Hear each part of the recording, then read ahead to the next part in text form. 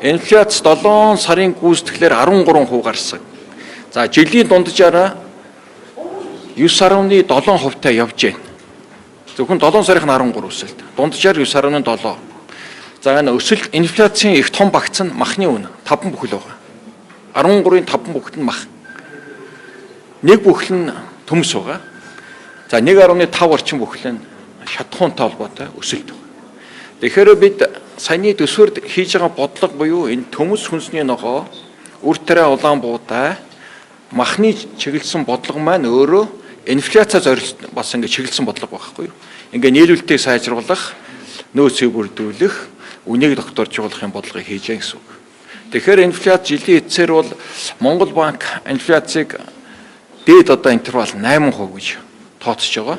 Бид бас 8%-д нь барихын төлөө ажиллана. Өнөөдрийн 7 сарын 13%-ийн гүйцэтгэл бол их хамгийн өндөр оргил үеийг гарч байгаа. Яг гэвэл баяр, наадам, эрчим хүч, за шатхууны маш хэрэглээ хөндөр гарсан үед инфляц хөндөр гарч байна шүү дээ. Одоо ингээд 8 сараас багасаад буугаад мал махны нийлүүлэлт илүү нэмэгдээд үр тариа ургац, шинэ ургац одоо хэрэглээ нь гараад ингээд бодлогын нөөцийн одоо бодлогууд, худалдаа авалтууд идэвхжээд ирэхээр инфляц нэг оронтой тоолоо бугуун гэсэн юм бид нар хүлээлттэй байна гэсэн. Түрүүн энэ орон нутгийн төсөв гэдэг нэг зүйл үүсээрээ 2003 он өмнө бол ингээд орон нутгийг дандаа хасах төсөвтэй үндсэн Монгол улс орон нутг байсан. За ингээд 24 25 оноос эдийн засаг тэлээд эхэлсэнтэй холбоотойгоор орон нутгууд бас хөгжлийн давуу талтай орон нутгууд одоо өмнө Нийс Улаанбаатар, Дорнонгов, Дархан, Сэлэн гээд аймагуудын давсан орлого гэдэг ийм үлдэгдлүүд үлдээд эхэлсэн. Өнөөдрийн одоо 26 оны байдлаар 2.8 их найд. Цаашдаа 3-4 их найдын одоо давсан одоо үлдэгдэл үлдэхээр байна. А гэтэл энэ мөнгүүд нь төсөвт тооцоонд одоо улсын их хурл одоо төсвийг одоо баталсан байхад тэрнээс давж үлдсэн үлдэгдэл дараа жилийн санхүүжилтөнд нөлөөлөд энэ төсвийн нэгдэл байдлыг алдуулаад ирсэн нэг юм зүйл байгаа. Тэгэхээр энэтэй холбоотойгоор орон нутагт явж байгаа энэ төсвийн хуримтлалыг бид нэр нэгдсэн төсвийн одоо сахилгавт төсвийн бодлого дээр авчирч байгаа асуудлын тодголоор шийдэж байгаа. Энэ бол их том төсвийн сахилгавт нэгдмэл байдлыг хангаж байгаа нэг юм том асуудал.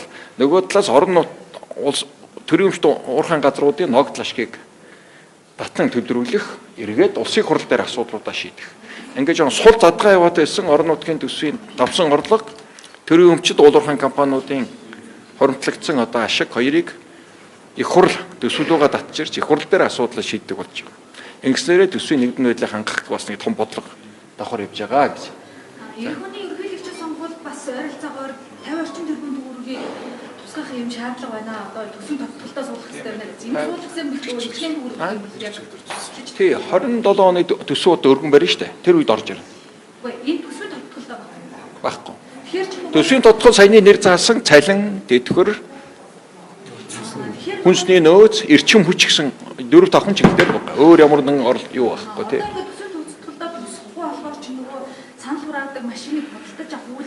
Амжин. Уучлаад нөгөө төсөв дөргөн бариад хилцээд эхэлчихээр аяндаа тэр сонгол ерөнхиөрөө зохион байгуулалтаа хангаад явчихна шүү дээ. Энд бол нэг ямар нэгэн саарлах гарахгүй, эрсдэл гарахгүй. Ахлаа ямар ахлаагүй. Энэ бол газрын тусны тухай хуульд өөрчлөлт оруулаад аж ахуй нэгжийн одоо засгийн газар хооронд үүссэн одоо татврын маргааны асуудал нэмэр шийдвэрлэгд дууссан. Тий. Энэ хүчингү болох биш. Төлөх мөнгөнд нь суудах, ирээдүйн төлөх орлогонд нь суудах замаар энэ маргааны шийдвэрлэхээр ингээд нэг мөнгө шийдээд хуулинд өөрчлөлт ороод ингээд асуудал шийдэгдсэн. Тий.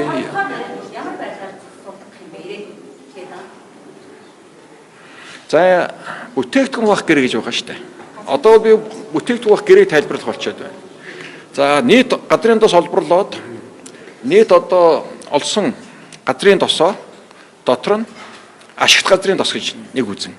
Тэр нь юу вэ гэвэл одоо аж ахуй нэгж оруулсан хөрөнгө авахын төлөв авж байгаа мөнгө. Жишээлбэл одоо би сайн нэг хэдэн тооны зөрүүтэй хэлж магадгүй. Петрочайна, Дачин дамсаг гэд хоёр бүтээгдэхүүн бах гэрээ хэрэгжиж байгаа шүү дээ.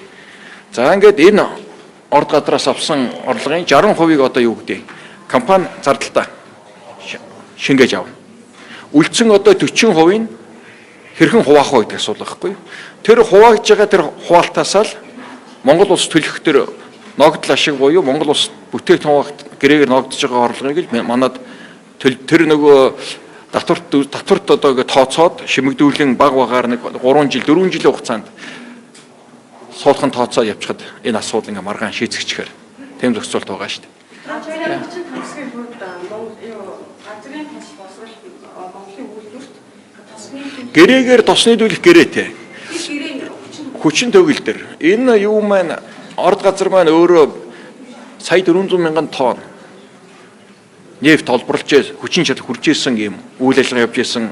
Ингээд маргаан үүссэн, орон нутгийн эсэргүүцлүүд үүссэн, янз бүрийн төрийн бус байгууллагууд, тэмцэгчдэр бий болсон.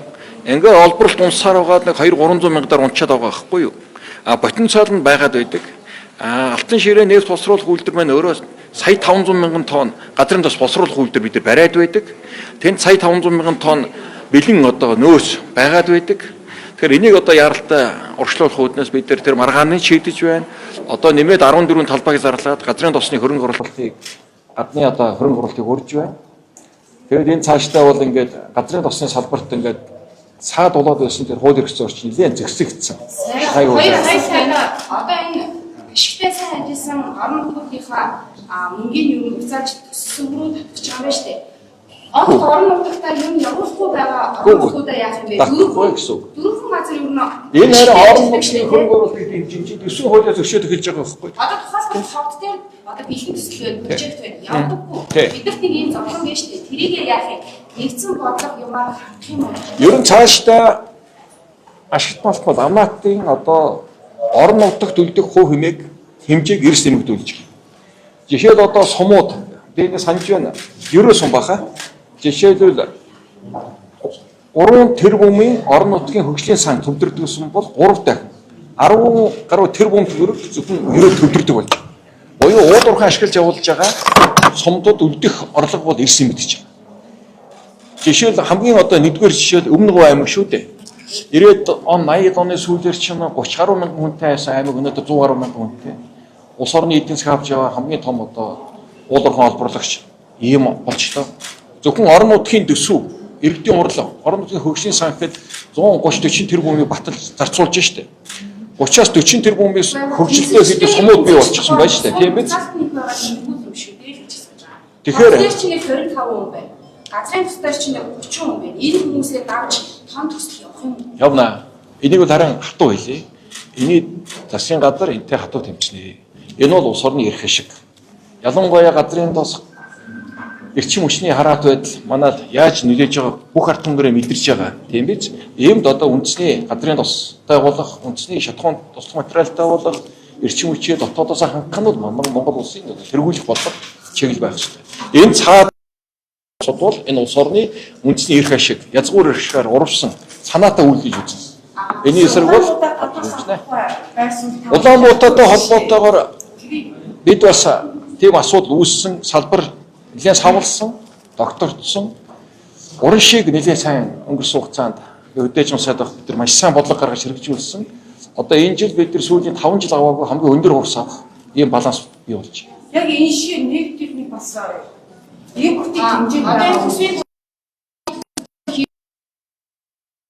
Зөвхөн зардал хансан эцсийн шинжтэй том одоо зүгээр чадхад гэхээс зардлаа танаад зардлаа тодорхой зорилттой яг 90 саяг экспортлох гэсэн нөгөө төсөв дээр тооцоо хийсэн бол энэ онд багаар утгах 100 сая тонн хүрч экспорт гарахаар байна. Хэдий тодорхойлсон ч гэсэн 900 тэрбумын зөв үсгээд байна шүү дээ. Тэгээ одоогийн дараалал 2.3 1.4 тооцож байна шүү дээ. Тэгэхээр тэр үсэх биш энэ нэг тэр 900-аар нэг тэрбум чинь байга мөнгө байхгүй юу? Орон нутагт давцсан орлого байгаад байдаг зарцуулах хуулиар хариутай байхгүй юу? Оны төсөв хүртэл нэмэгдэж шүү. Тэгээ тэрийг нэмж өгч байгаа юм. Гэтэ энэ жилийн тухайд зөвхөн нэг их 80-аар орон нутгийн зарцуулах асуудлыг дэмжинэ. За, яамруудыг зөвлөхгүй. Эцсийн шинжтэй тодтолтыг явуулах. Төрийн доктортой байдлыг ханган ямар нэгэн засгийн газрын бүс бүрэлдэхүүн өөрчлөлт хийх бодлого байна. Төрийн өмчт компаниудыг зөвлөхгүй. Маш төрийн өмчийн компани дээр дээд зэргийн одоо зохион байгуулалтууд хийгдэнэ. Дээд зэргийн хэвлэлтүүд хийгдэнэ. Бүтэц зохион байгуулалт орно. Нэгтгэн, татан буулгана. чиг үргүүдийн одоо оёлоо хангана. Энэ одоо энэ дээр их бодтой мэдрэгдэх байхаа бүгд. Дотоодын үйлдвэр, нэгдийн үйлдвэр багтаж байгаад экотехник хэмжээд ремонт гаргаж байгаа. Тэгэхээр юу шүү дээ? 1.5 сая тонн боловсруулалт гэдэг нь бид нар дотоодын хэрэглээнийхээ 50%-ийг л дотроо бий болгож байгаа байхгүй юу? Импорт ахаад хэмжээтэй хэвээрэл байна гэсэн үг. 50% нь импортоор хамааралтай байна гэсэн үг. Тэгэхээр энэ 50% хангамж бидний том алхам. За тэгээ нөгөө талаас нөөц бүрдүүлэх нь чухал байна. Одоо манай байгаа нийт сав сулганы хэмжээ маань нэг сарын нөөцөн дээр л 30-45 хоног дээр л бариад байна шүү дээ. Одоо энийг нэг 3 сарын төвшин нэмэгдүүлээ, 300 м3 нэмэгдүүлээ, 1000 м3 нэмэгдүүлээ. Энэ жил 150-ыг хийчихээ гэж 150-ыг хийчихээ гэж. Тэгэхээр нэг шатхуун толботой ингээ шок орж ирэхэд саваад байдаг. 3 сар доктортой байдаг. Энэ хугацаанд хариу арга хэмжээ төлөгдөг, бодлогын арга хэмжээгээ авч чаддаг байх хэрэгтэй. Одоо алтны үн хамгийн өндөр дээрээс буцаад урууж ийлээ. Бид нар алтны тонцлуудаа явуулж чадахгүй. Маш чухал явуулах хэрэгтэй. Нийт 200 тонн алтны нөөц бэлэн байна. Одоо маш олон одоо хуулийн хязгаарлалтанд орсон. Хэрвээ энийг ашиглахад бид нар 100 их найд төгрөгийн мөнгөн урсгал үүсгэх байна. Монгол улсын эдийн засгийг нэг дахин нугалах хэмжээний мөнгөн урсгал үүсгэх боломж байгаа. Засгаас бол их хурл өргөн барьсан шүү дээ. Одоо их хурлын асуудал байгаа. Их хурл шийдэх хэлцэх асуудлаа их хурл шийдэж явна. За дуусгая.